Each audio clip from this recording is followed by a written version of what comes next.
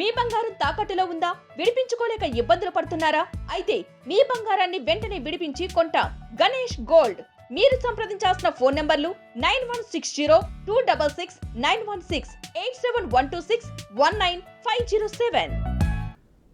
గత 10 సంవత్సరాల్లో తెలంగాణ రాష్ట్ర రోడ్డు రవాణా సంస్థను నిర్వీర్యం చేశారని, ఓ సమయంలో ఆర్టీసీ ఉంటుందా అని కూడా అనుకునే పరిస్థితి ఉండేదని మంత్రి పొన్నం ప్రభాకర్ అన్నారు. కాంగ్రెస్ ప్రభుత్వం వచ్చాక ఆర్టీసీ నష్టాల నుంచి లాభాల్లోకి వస్తుందని తెలిపారు. 200 కోట్ల ఉచిత బస్సు ప్రయాణాలు పూర్తి చేసుకున్న సందర్భంగా ఎంజీబీఎస్ బస్టాండ్లో ఆర్టీసీ వేడుకలు నిర్వహించింది. ఈ వేడుకలకు మంత్రులు పొన్నం, కోమటిరెడ్డితో పాటు డిప్యూటీ సీఎం బట్టి హాజరై మాట్లాడారు. మహిళలందరికీ శుభాకాంక్షలు తెలిపారు.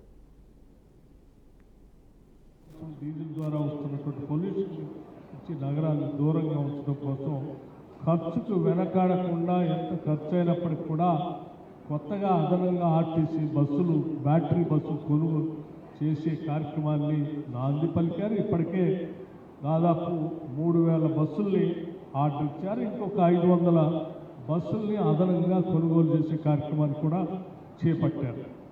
ఇందులో భాగంగా ఇప్పటికే వారు తీసుకున్నటువంటి చర్యల్లో భాగంగా 11% బ్యాటరీ బస్సులు, 11% ఉన్న బస్సుల్లో 11% బ్యాటరీ బస్సుల్ని యాడ్ చేస్తూ రోజు రోజుకి దాన్ని పెంచుకుంటూ పోయే కార్యక్రమంలో ఇవాళ ముందుకు పోతా ఉన్నారు.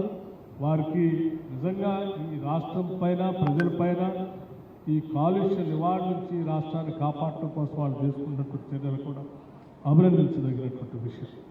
మిత్రులందరికీ ముఖ్యంగా ఇంతకుముందే మా ఆర్టీసీ అధికారిని చెప్పినట్టుగా వాళ్ళ ఆరోగ్యానికి సంబంధించి లేదా భక్తి కోరికల్ని దేవాలయాల సందర్శన ద్వారా లేదా షాపింగ్ కావచ్చు, లేదా బంధువుల ఇంటికి కావచ్చు, ఇలా అనేక రకాలుగా ఈరోజు మహిళలు ఈ అవకాశాన్ని వినియోగించుకున్న వారందరికీ అభినందనలు.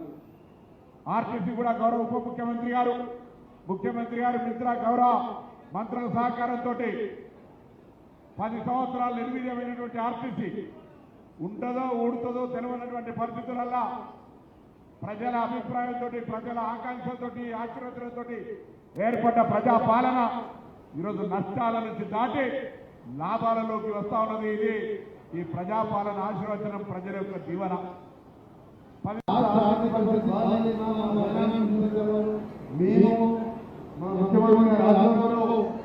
మహిళలని కూడా ఆర్థికంగా తీసుకురావాలని కార్యక్రమాలు చేస్తూ అందులో భాగంగా వాళ్ళ గుడికి వెళ్ళాలన్నా, షాపింగ్ వెళ్ళాలన్నా, వాళ్ళ అమ్మగారికి వెళ్ళాలన్నా,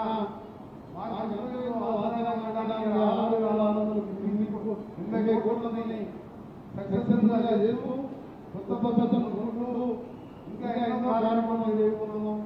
ఇంకా మహిళా సంఘాలుగా పోటీ చేయాలని వాళ్ళ పెట్రోల్ బంక్ పెట్టిన బస్సులు చేసే కార్యక్రమం చేస్తూ ముందు ఈ సందర్భంలో